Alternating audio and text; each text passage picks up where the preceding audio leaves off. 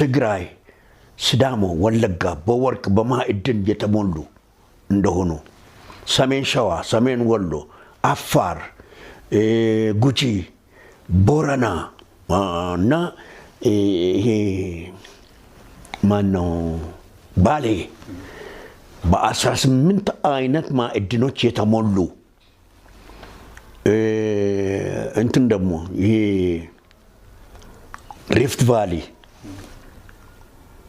ሪፍት ሸለቆ የነዳጅ ሁለት ቦታ ነዳጅ እንደሚወጣ ከዚያ ባሮ አኮቦ ነዳጅ እንደሚወጣ ነዳጁ ከኛ ተርፎ ሌላ ዓለም እንደሚደርስ ይሄንን ማዕድኖቹን ካየው በኋላ ነዳጅ ካየው በኋላ ዝርዝር ነገሮች ውስጥ ገባ።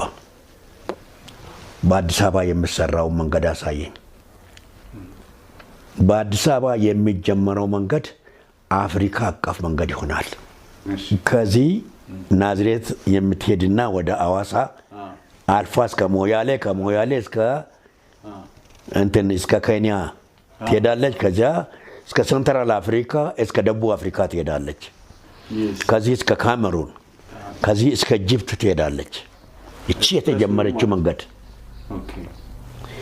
ባቡር ደግሞ እያለኝ ኢትዮጵያ ባቡር አላት አለኝ። የባቡር መንገድ አሁን አዲስ አበባ ብቻ አይደለም የሚቀርበው ከሶማሌ